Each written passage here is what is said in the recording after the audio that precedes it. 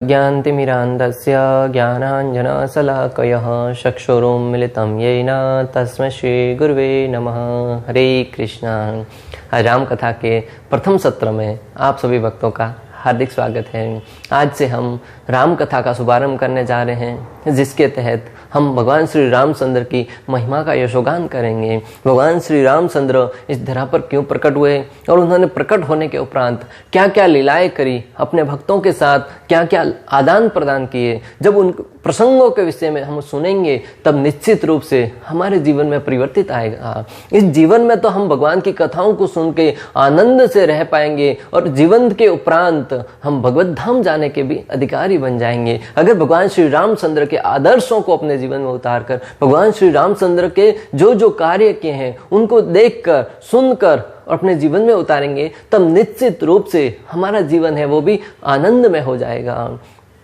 आज की कथा प्रारंभ करने से पूर्व हम सर्वप्रथम आप सभी श्रोताओं के चरणों में प्रार्थना करते हुए निवेदन करते हैं, जिस प्रकार तुलसीदास जी रामचरितमानस का निर्माण करने से पूर्व सबसे विनती करते हुए कहते हैं, जानी कृपा कर किंकर मोहु, सब मिलकर साड़ी सल सोहु, बल बुद्धि पर भरोसा नहीं मोही, ताहे बिना ही करूं सब पाही। गोस्वामी जी लिखते हैं कि मुझे अपनी बल बुद्धि पर भरोसा नहीं है कि मैं अपनी शक्ति से, अपने सामर्थ्य से भगवान श्री रामचंद्र की महिमा का यशोगान कर सकूं। इसलिए आप सब श्रोताओं के चरणों में निवेदन करता हूं, प्रार्थना करता हूं कि आप सब अपना सल छोड़कर मुझ पर कृपा करें, मुझे दिनहीन जानकर, अपना दास जानकर मुझ पर कृपा करें, ताकि आपके आशीर्वाद से मैं भगवान के विषय में कुछ बोल पाऊं, भगवान से महिमा का यशोगान कर सकूं, भगवान की लीलाओं का यशोगान कर सकूं। तो हम भी आपके आशीर्वाद से यहाँ पर बैठे हैं, परंतु हमारे अंदर ऐसी शक्ति नहीं है, सामर्थ्य नहीं है कि हम अपनी योग्यता के अनुसार भगवान श्री रामचंद्र की महिमाओं का यशोगान कर सकें। आचार्यगण कहते हैं कि शेषनाग के अंदर इतनी शक्ति नहीं है, सरस्वती जी के मुखमंडल में इतनी शक्ति नहीं है कि भगवान श्री रामचंद्र की महिमा का यशोगान पूर्ण रूप से कर सकें। तो आप और हमारी क्या योग्यता है। परंतु अगर श्रोताओं का आशीर्वाद रहा तो हम जो कुछ आचार्यों के मुखमंडल से सुना है, जो कुछ महात्माओं से सुना है, जो कुछ गुरु परंपरा के द्वारा सुना है, समझा है, सिखा है, उसके अनुसार हम आपको प्रभु श्री रामचंद्र की महिमा का यशोगान करने का प्रयास करेंगे। वक्ता कितनी ही तैयारी करके क्यों ना आए, वक्ता अपनी तरफ से कितना ही तैयारी करके क्यों ना आए, परंतु जब तक श्रोताओं का आशीर्वाद नहीं होगा, श्रोता सामने बैठा बैठा श्राप देता रहेगा कि कब उनका प्रवचन खत्म होगा, कब मैं यहां से लौट के जाऊंगा, कब घर पे जाके आराम करूंगा, तब वक्ता है वो कितना ही तैयारी करके क्यों ना आए, लेकिन वो ठीक से बोल नहीं पाएगा। अगर बोल भी रहा है तो उनके सामने वाले बैठे हुए भक्तों के हृदय में वो बात नहीं उतर पाएगी। जिस मकसद से हमें समय निकाल कर कथा का प्रारंभ किया है, वो अगर वो मकसद ही पूर्ण न हो पाया तो फिर समय का अपव्यय करने का क्या फायदा। इसलिए आप सबसे निवेदन करते हुए कहते हैं कि ध्यान पूर्वक श्री राम कथा को सुनने का प्रयास कीजिए। जो कोई राम कथा को सुन लेगा ना, तो उसके जीवन में बहुत ही सुंदर ढंग से उसका जीवन यापन होने लगेगा। आज महाराष्ट्र की इस पवन धरा पर, इस पवित्र भूमि पर हम राम कथा का शुभारंभ करने जा रहे हैं। श्रील प्रभुपाद की कृपा से, आचार्यों की कृपा से हम कितने भाग्यशाली हैं कि महाराष्ट्र जैसी भूमि में, जो कि माया नगरी कहा जाता है, जहां पर व्यक्ति प्रातःकाल उठते ही उनके मन में मात्र और मात्र धन कमाने का एकमात्र उनके मन में संदेश आता है कि किस प्रकार धन अर्जित करूं, किस प्रकार इंद्रिय भोग करूं, किस प्रकार मैं अपने जीवन को सुखी बनाऊं। उस पावन धरा पर बैठकर हम अगर प्रभु श्री रामचंद्र की महिमा का यशोगान कर रहे हैं तो हम पर आचार्यों की बड़ी कृपा है।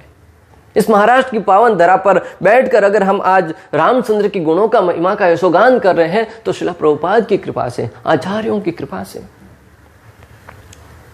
प्रभु श्री भगवान श्री रामचंद्र है वो इस धरा पर अवतरित क्यों हुए, इस भौतिक जगत में क्यों अवतरित हुए, उसके बारे में अलग अलग संतों का, अलग अलग महात्माओं का अलग अलग मत रहा है। कोई कहता है कि जब जब अधर्म की हानि होती है तब तक भगवान इस धरा पर अवतरित होते हैं। कोई कहते हैं कि भगवान अपने भक्तों को आनंद प्रदान करने के लिए इस धरा पर अवतरित हुए। कोई कहते हैं कि भगवान श्री हर बार अपने भक्तों के साथ लीला करने के लिए, अपने आनंद की अनुभूति करवाने के लिए भक्तों को इस धरा पर अवतरित होते हैं। कोई आचार्य लिखते हैं कि भगवान इस उद्देश्य से यहाँ पे प्रकट होते हैं कि जब मैं प्रकट होऊंगा तो मेरी लीलाएं करूंगा, और उन लीलाओं को जब मेरे भक्त सुनेंगे और तब उनका हृदय वो परिवर्तित हो जाएगा।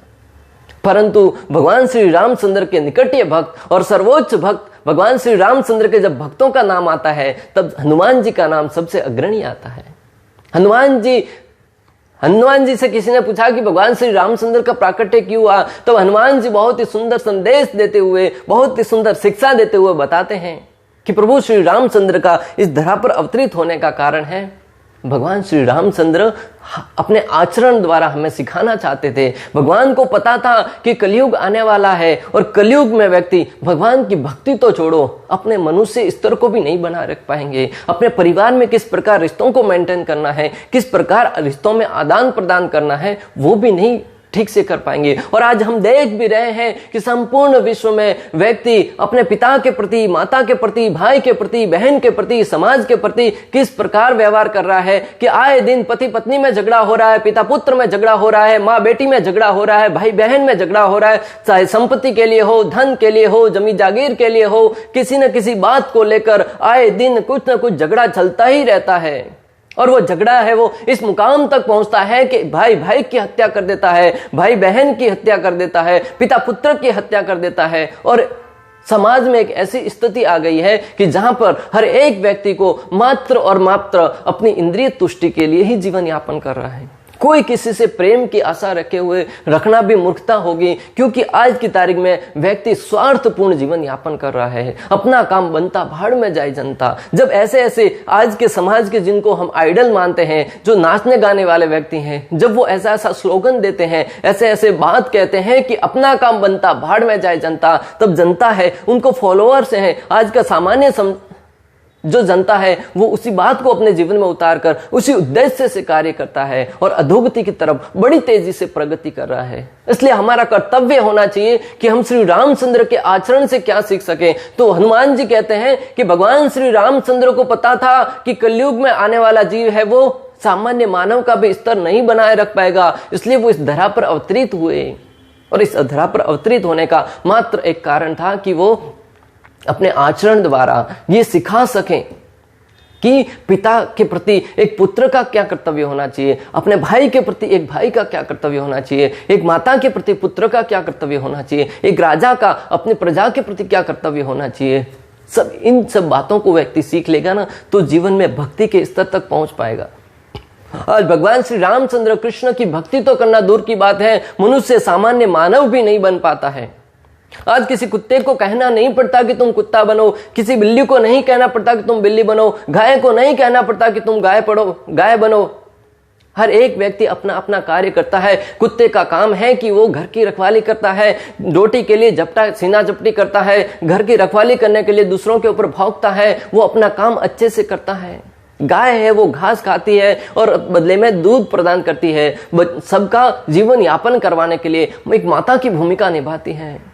बंदर का स्वभाव है कि वो संसल स्वभाव का है, वो एक पेड़ से दूसरे पेड़ पर उछलता है, कूदता है, अनेक प्रकार की प्रक्रियाएं करता है। उन सब जीव जंतुओं को कभी नहीं कहना पड़ता कि तुम अपना आचरण ठीक से करो, वो सब अच्छे से कर रहे हैं। परंतु भक्तों, दुर्भाग्य की बात, आज के मानव को कहना पड़ता है कि तुम मानव बनो, क्योंकि आज का मानव मानव नहीं रहा। मानवता का जो स्तर बनाया गया था उनसे बहुत नीचे गिर गया है। और आज हम देख भी रहे हैं कि संपूर्ण विश्व में आए दिन ऐसी घटनाएं घट रही हैं जिसके तहत मानवता शर्मसार होती जा रही है। 2 साल की, 5 साल की, 10 साल की, 20 साल की बच्चियों के साथ अनेक प्रकार के अत्याचार किए जा रहे हैं, नाना प्रकार के अत्याचार किए जा रहे हैं, उनके साथ बड़ी क्रूरता के साथ दुर्व्यवहार किया जाता है और उसके पश्चात उनके शरीर को जलाकर भस्म किया जाता है, कभी तेजाब फेंक कर, कभी अग्नि लगाकर, कभी पत्थर से चकनाचूर करके। जब इन बातों के, जब ऐसी घटनाओं के बारे में सुनते हैं तब तो हमारी तो रूह कांप जाती है, हमारा तो हृदय पिघल जाता है। तो और दुर्भाग्य की बात भक्तों, ऐसी घटनाओं को देखकर भी हमारा जो सिस्टम है, हमारा जो सरकार की कार्य प्रणाली है न्याय की, वो न्याय प्रणाली सुधारने की बजाय हर एक राजनीतिक पार्टी उसमें भी अपने वोट बैंक की हित को ढूंढते हुए वहां पर जाकर खड़े हो जाते हैं और विरोधी पार्टी को कोसने लगते हैं कि उनकी वजह से ऐसा हुआ। उनका समाधान ढूंढने की बजाय उनको प्रक्रिया को जटिल बनाते जाते हैं कि किस प्रकार हम उससे फायदा उठा पाए। अरे किसी की बेटी की जान गई है, किसी की बेटी के साथ दुर्व्यवहार हुआ है और वहां पे भी आप अपना हित साधने का प्रयास कर रहे हैं। जिस पिता के घर पर बेटी के साथ ऐसा दुर्व्यवहार होता है ना, वो पिता को जाके पूछिए कि उनके हृदय पर क्या गुजर रही है। हमें क्या पता कि उनके पुत्री के साथ क्या दुर्व्यवहार हुआ है, और वो बात वो पिता, एक माता, एक भाई, एक बहन ही समझ पाते हैं। मैं आपको जो यहाँ पे बताना चाह रहा हूं कि श्री रामचंद्र इस धरा पर, हनुमान जी कह रहे हैं कि अवतरित इसलिए हुए ताकि उनके आदर्शों को अपने जीवन में उतार कर हम प्रभु श्री रामचंद्र की महिमाओं को सुनकर अपने जीवन को एक मानवता के स्तर तक लेके आए। जब मानवता के स्तर तक आएंगे ना, तब हम भक्ति करने के योग्य हो पाएंगे। मानव को अपनी मर्यादा सीखने के लिए मर्यादा पुरुषोत्तम श्री रामचंद्र के विषय में सुनना पड़ेगा। हमारी मर्यादा क्या है? हर एक व्यक्ति की मर्यादा निश्चित की गई है कि पुरुष की मर्यादा क्या है, नारी की मर्यादा क्या है। पहले के जमाने में अगर कोई स्त्री एक रात भी अगर घर से दूर दूसरे परिवार में रह के आती थी ना, बाहर रहकर आती थी, तो उसे घर में स्वीकार नहीं किया जाता था। उनको, यानी कि एक स्त्री का कर्तव्य है कि वो अपने घर में रहकर, अपने परिवार में रहकर अपनी मान मर्यादा में रहे। परंतु आज तो हम देख रहे हैं कि रात भर कई कई दिनों तक बहन बेटियां हैं वो बाहर घूमती रहती हैं, और माता पिता जब पूछते हैं तो उनके विषय में उनसे कोई ठीक से उत्तर नहीं मिल पाता है।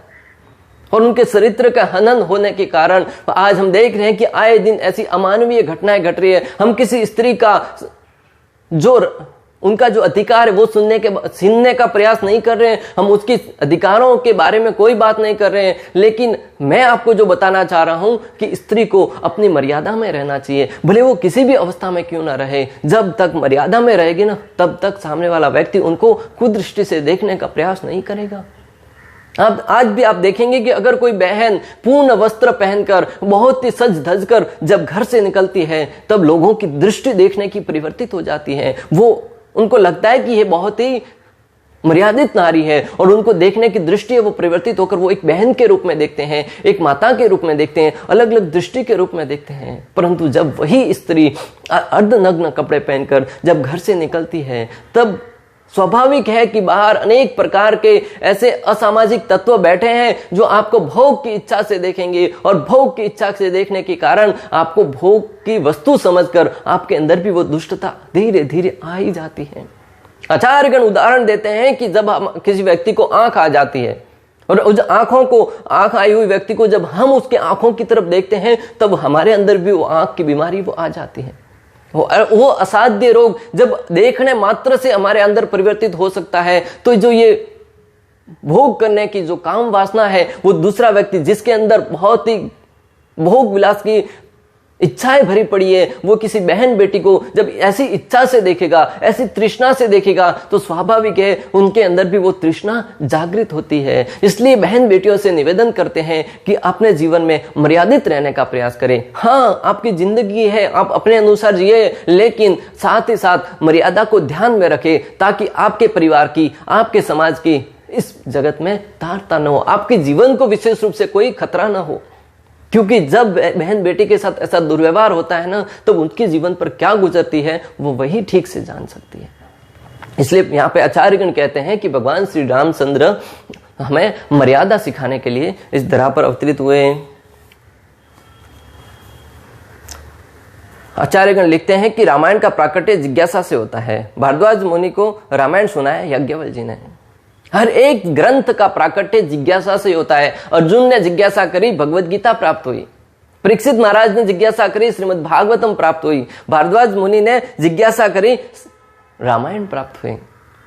तो हमें भी जिज्ञासा करनी चाहिए। ज्ञान अर्जित करने के लिए अपने गुरु के पास जाकर, अपने संतों के पास जाकर उनसे जिज्ञासा करें, उनके भगवान के विषय में जानने के बारे में उनके बार बार पूछें कि भगवान इसके बारे में बताइए, अथा तो ब्रह्म जिज्ञासा, भगवान के बारे में बताइए। मैं मनुष्य जीवन में आया हूं, मेरा कर्तव्य क्या है, मेरे समाज के प्रति, परिवार के प्रति, देश के प्रति, राष्ट्र के प्रति, अपने स्वयं की आत्मा के प्रति मेरा कर्तव्य क्या है, और मैं उन कर्तव्यों का पालन किस प्रकार कर पाऊं। जब ऐसी जिज्ञासा करेंगे ना, तब निश्चित रूप से जीवन में परिवर्तन आएंगे। आज हम देखते हैं कि व्यक्ति जब साधुओं के पास जाता है, तब अपने बारे में बखान करने लगता है। मैंने जीवन में ये मुकाम हासिल किया, मैंने जीवन में ये गद्दी प्राप्त करी, मैंने इतना धन कमाया, मैंने इतना बिजनेस बढ़ाया।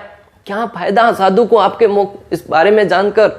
वो तो इस भौतिक जगत की सारी वस्तुओं को त्याग कर वन में गया है तपस्या करने के लिए। उनको इस बातों से कोई लेना देना नहीं। हाँ, वो आपका सम्मान करते हैं इसलिए बैठकर सुन लेंगे, परंतु उसमें कोई दिलचस्पी नहीं होती। अगर आप अपना भला चाहते हैं तो आधा घंटा, 1 घंटा, 2 घंटा जो समय निकालकर साधु के पास गए हैं, वहां पे जाकर उनसे जिज्ञासा कीजिए, उनसे जितना हो सके उतना सुनिए। अपने बारे में बताने का प्रयास मत कीजिए। आपके बारे में बताने लायक कुछ नहीं है इस जीवन में। जो आप कर रहे हैं वो हर एक समाज में होता है, चाहे पशु में हो, पक्षियों में हो, हर एक समाज में खाना पीना, सोना, उठना, बैठना, ये सब हर एक योनि में होता है। भले ही आप कुछ और स्तर पर करते हो, वो और स्तर पर करते हो। आप अपने बंगले में आराम से बेड पर सोते होंगे, कुत्ता है वो BMW जैसी करोड़ों की गाड़ी के नीचे सोता है, लेकिन कार्य तो वो भी वही कर रहा है। आप घर में बैठकर सोने की थाली में भोजन करते होंगे, कुत्ता रोड पर कहीं भोजन कर रहा होता है, लेकिन कार्य तो वही कर रहे हैं। आप अपने घर में बैठकर आराम से इंद्रिय भोग कर रहे होंगे, कुत्ता है वो रोड पर कर रहा होगा, लेकिन कार्य तो वही कर रहे हैं। हर एक कार्य भले उसके करने का तरीका अलग हो, लेकिन कर तो वही रहे हैं। इसलिए जब भी साधुओं के पास जाएं तब उनसे भगवान के विषय में, जीवन के उद्देश्यों के विषय में सुनने का प्रयास करें। 88,000 ऋषि मुनि शुद्ध गोस्वामी को विद्वान कहते हुए आप सब कुछ जानते हैं, ऐसा कहते हुए उनसे निवेदन करते हैं। जब नैमिषारण्य में 88,000 ऋषि मुनि एकत्रित हुए, तब शुद्ध गोस्वामी से प्रार्थना करते हुए कहते हैं, हे भगवान, आप सब कुछ जानते हैं, आप सर्वज्ञाता है, इसलिए हमें श्रीमद् भागवतम का ज्ञान प्रदान कीजिए। एकमात्र आप ही हमारे ज्ञान का स्रोत हैं। यहाँ पे जो आचार्यगण हमें शिक्षा देना चाहते हैं कि जब भी आप साधुओं के पास जाए तब उनमें पूर्ण श्रद्धा रख के सुने। जब किसी की कथा सुनते हैं तब पूर्ण श्रद्धा के साथ सुने कि जो बता रहे हैं वो पूर्ण सत्य है। जब तक हमारी किसी में श्रद्धा नहीं होगी तब तक आप सुन भी लेंगे, लेकिन अगर संशय बना हुआ है, शंका बनी हुई है, तो आपको उसका पूर्ण फल प्राप्त नहीं हो पाएगा। इसलिए जब साधुओं के पास जाए तब उनसे कहें कि भगवान, आप सब कुछ जानने वाले हैं, आप मुझे भगवान के विषय में ज्ञान दीजिए। आगे कहते हैं कि ऐसी कथा बताओ जिससे हम बंधन से मुक्त हो जाएं। ऋषि मुनि है वो शुद्ध गोस्वामी से कहते हैं कि हमें ऐसी कथा बताओ जिससे हम बंधन से मुक्त हो जाएं। अभी आप कहेंगे हम तो बंधन में है ही नहीं, पूर्ण रूप से मुक्त हैं, हम तो स्वतंत्र है, मेरा भारत महान है, मेरा भारत स्वतंत्र है, हम 1947 में स्वतंत्र हो गए थे, तो हम तो मुक्त, हम बंधन में है ही नहीं, फिर हम बंधन के मुक्त होने के बारे में क्यों जिज्ञासा करें? अरे वो स्वतंत्रता अलग प्रकार की थी, लेकिन हर एक जीव जन्म के साथ ही बंधन में बन जाता है। जन्म मृत्यु का बंधन, जन्म मृत्यु जरा व्याधि, जिसका जन्म होते ही जन्म मृत्यु जरा व्याधि का बंधन लग जाता है, जिसका जन्म हुआ उसकी मृत्यु निश्चित है, और जन्म होते ही अनेक प्रकार की बीमारियां उसको ग्रसित करते जाती हैं। जन्म के साथ ही व्यक्ति अनेक प्रकार के बंधनों में बंध जाता है। जैसे ही थोड़ा बड़ा होता है, माता कहती कि मेरा पुत्र है, पिता कहते कि ये मेरा पुत्र है। जैसे ही थोड़ा बड़ा होता है, बहन कहती है कि मेरा भाई है। जैसे थोड़ा बड़ा होता है, मित्रों के साथ खेलने जाता है, मित्र कहते हैं ये मेरा मित्र है। जैसे थोड़ा बड़ा होता है, स्कूल में जाता है, टीचर कहती है कि मेरा शिष्य है। जैसे थोड़ा बड़ा होता है, शादी होती है, पत्नी कहती है कि मेरा पति है। जैसे थोड़ा समय बीतता है, पिता के जैसे पुत्र होने लगते हैं, संतान कहती है कि मेरे पिता हैं। ऐसे समय परिवर्तित होता रहता है, लेकिन व्यक्ति हमेशा बंधन में ही रहता है, कभी बंधन से मुक्त नहीं हो पाता है। भले पिता पुत्र का बंधन हो, माता पुत्र का बंधन हो, मित्र मित्र का बंधन हो, गुरु शिष्य का बंधन हो, पुत्र पिता का बंधन हो, बंधन है वो हमेशा चलता रहेगा। व्यक्ति कभी बंधन से मुक्त नहीं हो पाता है। अगर इस बंधन से मुक्त होना चाहते हैं तो भगवान के नाम का जप करना होगा। हरे कृष्णा कृष्ण कृष्ण हरे हरे, हरे राम राम राम हरे हरे। जब भगवान नाम का जप करेंगे तब इस भवसागर के बंधन से मुक्त हो जाएंगे। कोई व्यक्ति कहेगा कि हम तो बंधन में आनंद महसूस कर रहे हैं, हमें तो मुक्त होना ही नहीं है। अरे जब कोई व्यक्ति किसी क्लास में दाखिला लेता है, प्रवेश लेता है, प्रथम कक्षा से दूसरी कक्षा में बढ़ना चाहेगा, कोई भी व्यक्ति आगे बढ़ना चाहेगा। क्या कोई व्यक्ति ऐसा है जो प्रथम क्लास में ही बैठा रहना चाहता है? अगर पढ़ने के बजाय अगर वो फेल हो जाता तो अलग बात है, परंतु हर एक की इच्छा तो होती है कि वो अगली क्लास में जाए। उसी प्रकार हमारा अंदर भी जिज्ञासा होनी चाहिए कि मैं आगे कैसे प्रगति करूं।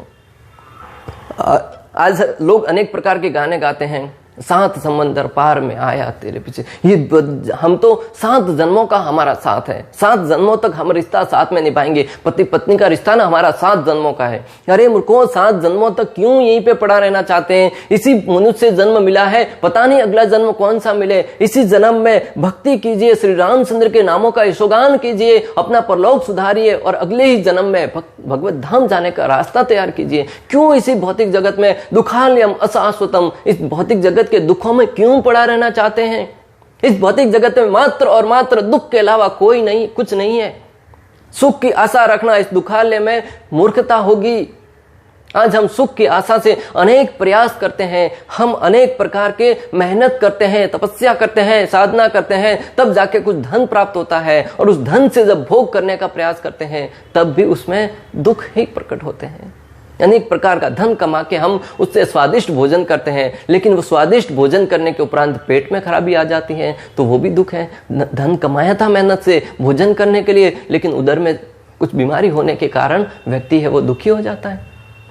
तो इस मनुष्य जन्म में किसी प्रकार का कोई सुख नहीं है। इस बात को जानकर स्वीकार करके इससे मुक्त होने के विषय में जिज्ञासा करो। जीवन के आदर्श संत पुरुष होने चाहिए। आज हम देख रहे हैं कि आज की युवा पीढ़ी है वो अपने आदर्श है वो नाचने गाने वाले व्यक्तियों को मानते हैं। आज जिसे हीरो हीरोइन कहते हैं, जो नटों की भांति नाचते हैं, गाते हैं, अनेक प्रकार के नशीली वस्तुओं का सेवन करते हैं, अनेक प्रकार के गलत कार्यों में लिप्त रहते हैं, पूर्ण रूप से मादक द्रव्यों का सेवन करते हुए पाए जाते हैं, अनेक प्रकार के जो भी हर एक प्रकार का गलत काम है वो सब करते हैं। और आज के युवा उनको अपना आदर्श मानने के कारण आज के युवाओं के अंदर भी वो धीरे धीरे सारी की सारी गलत प्रवृत्तियां हैं वो घर कर जाती हैं और व्यक्ति 20 साल 25 साल की उम्र में पूर्ण रूप से अपने जीवन को बर्बाद कर देता है। उनको मात्र और मात्र उनको अपना आदर्श मानने के कारण अपने जीवन में अनेक प्रकार की चिंताओं से ग्रस्त हो जाता है। और हम देखते भी हैं कि 20 साल 25 साल का व्यक्ति आत्महत्या जैसा जघन्य अपराध कर बैठता है। तो हमें चाहिए कि हमारे आदर्श हैं वो संत पुरुष होने चाहिए, श्री रामचंद्र होने चाहिए, श्री कृष्ण होने चाहिए, महाराणा प्रताप है, संत तुकाराम है, शिवाजी महाराज है, महाराणा प्रताप है, ऐसे अनेक महात्मा गण है, ऐसे अनेक साधु गण हुए हैं, उनको अपना आदर्श माने। आज भी इस जगत में ऐसे अनेक व्यक्ति हैं जिन्होंने अपने बलबूते पर इस समाज की कायाकलट को ही परिवर्तित किया है। उनको अपना आदर्श मानकर अपने जीवन शैली को इस प्रकार जिएं कि हम जीवन में कुछ कीर्ति स्थापित करें और आने वाले पीढ़ी के लिए हम कुछ आदर्श स्थापित करें। भगवान श्री कृष्ण भगवद गीता में कहते हैं, यत यत आश्रति श्रेष्ठः तत् देवेतरो जन शयत प्रमाणम कुरुते लोकस्तद अनुवर्तते। भगवान कहते हैं कि जो जो महापुरुष कार्य करके जाते हैं, आने वाली पीढ़ी उनका अनुसरण करती है। आज हम देखते भी हैं कि इस जगत में प्रति क्षण लाखों व्यक्ति मृत्यु को प्राप्त हो रहे हैं। कितने व्यक्ति आए और चले गए, क्या हर किसी को हम याद करते हैं? उनमें से कुछ गिने सुनों को याद करते हैं। क्यों? महाराणा प्रताप, शिवाजी महाराज, ऐसे अनेक संत हैं, ऐसे अनेक सुरवीर हैं, उनको याद करते हैं। क्यों? क्योंकि उन्होंने अपने शौर्य से ऐसा स्थापना करी है कि जब उनके शौर्य के बारे में हम सुनते हैं, पढ़ते हैं, तब हमारे अंदर भी ऐसा शौर्य का भाव प्रफुल्लित हो जाता है। तो हमें भी ऐसे कार्य करना है कि आने वाली पीढ़ी हमारा अनुसरण कर सके। हमें एक ऐसा सिद्धांत बना के जाना है, एक ऐसा ढांचा बना के जाना है जिससे आने वाली पीढ़ी हमारे आदर्शों पर चलकर जीवन के मूल्यों को सीखकर जीवन में सर्वोच्च प्रगति को प्राप्त कर सके। वरना तो हर एक प्रकार व्यक्ति जब दूसरों के बारे में सुनता है तो मात्र और मात्र जीवन में काम वासना ही उत्पन्न होती है और उस काम वासना से वो इस जगत की अनेक प्रकार के समस्याएं खड़ा करता जाता है। और आज हम देख रहे हैं कि सबसे बड़ा रोग है भवरोग, और वो भवरोग है मात्र और मात्र काम वासनाओं को एकत्रित करने के कारण व्यक्ति आत्मज्ञान को, आध्यात्मिक ज्ञान को नहीं सीख पाता है। अच्छा, आचार्यगण कहते हैं कि सनत कुमार ने नारद मुनि को रामायण नामक गीत सुनाया जिसे सुनकर सारे पाप नष्ट हो गए। सनत कुमार ने नारद मुनि को रामायण नामक गीत सुनाया। रामायण एक गीत के रूप में उपमा दी गई है। उस गीत को सुनकर जो रामचरितमानस में जो सुंदर सुंदर पद्य है ना, सुंदर सुंदर दोहे हैं ना, वो एक इस प्रकार रखे गए हैं कि उसे हम गीत के रूप में गुनगुना सकते हैं। तो उस जब नारद मुनि ने उस गीत को सुना तब नारद मुनि कहते हैं कि जो व्यक्ति रामायण को सुनता है उसके सारे के सारे पाप है वो नष्ट हो जाते हैं। जीवन में अनेक प्रकार के पाप किए हैं, परंतु जब रामायण को सुनकर उसके आदर्शों के अनुसार अपना जीवन यापन करने का प्रयास करेंगे ना, धीरे धीरे आप पाप प्रवृत्ति से पुण्य प्रवृत्ति की तरफ प्रगति करने लगेंगे और आपका जीवन है वो परिवर्तित हो जाएगा। रामायण सुनने से बुरे सपने आने भी बंद हो जाते हैं। अगर कोई व्यक्ति बुरे सपनों से प्रभावित है, दुखी है कि अनेक प्रकार के बुरे स्वप्न आते हैं रात में, अनेक प्रकार के स्वप्न में वो व्यक्ति भयभीत हो जाता है और उन बुरे सपनों से आप छुटकारा पाना चाहते हैं तो रामायण का पाठ कीजिए, सोते वक्त रामायण को सुनिए, रामायण की कथाओं को सुनिए। धीरे धीरे आपके बुरे सपने वो दूर हो जाएंगे। क्योंकि बुरे स्वप्न क्यों आते हैं? हम पूरा दिन क्या क्या कार्य करते हैं उसको बार बार मनन करने के कारण हमारे मन में बुरे स्वप्न आता, बुरा भाव आता है। उससे सुनकर हमारे मन में भी वो भाव रात को भी घूमता रहता है और बुरे स्वप्न के रूप में हमारे सामने दृष्टिगोचर होता है। अगर हम राम कथा को सुनेंगे, श्री रामचंद्र की लीलाओं को सुनेंगे, तब वो स्वप्न है वो मिट जाएंगे। जिस प्रकार सूर्य उदय होने पर अंधेरा मिट जाता है, उस प्रकार रामचंद्र की महिमाएं जब हृदय में प्रकट होगी तब अंधकार रूपी अज्ञान है वो समाप्त हो जाएगा और बुरे स्वप्न आने भी बंद हो जाएंगे। इस प्रकार आज हमने राम कथा की भूमिका बताते हुए हमने बताया कि किस प्रकार रामायण का पाठ क्यों पढ़ना चाहिए, रामचंद्र की प्राकट्य क्यों हुआ। इन सब लीलाओं को सुनने के उपरांत हम अगले सत्र में भगवान श्री रामचंद्र के किस प्रकार आगे की लीलाओं को बताएंगे, वो अगले सत्र में हम चर्चा करेंगे। जो रामचरितमानस के रचयिता तुलसीदास जी हैं, उनका प्राकट्य कैसे हुआ, तुलसीदास जी द्वारा रामचरितमानस है वो कितनी ऑथेंटिक है, उसके बारे में चर्चा करेंगे। तो आप सभी से निवेदन है कि अगले सत्र में भी हमारे साथ बने रहिएगा।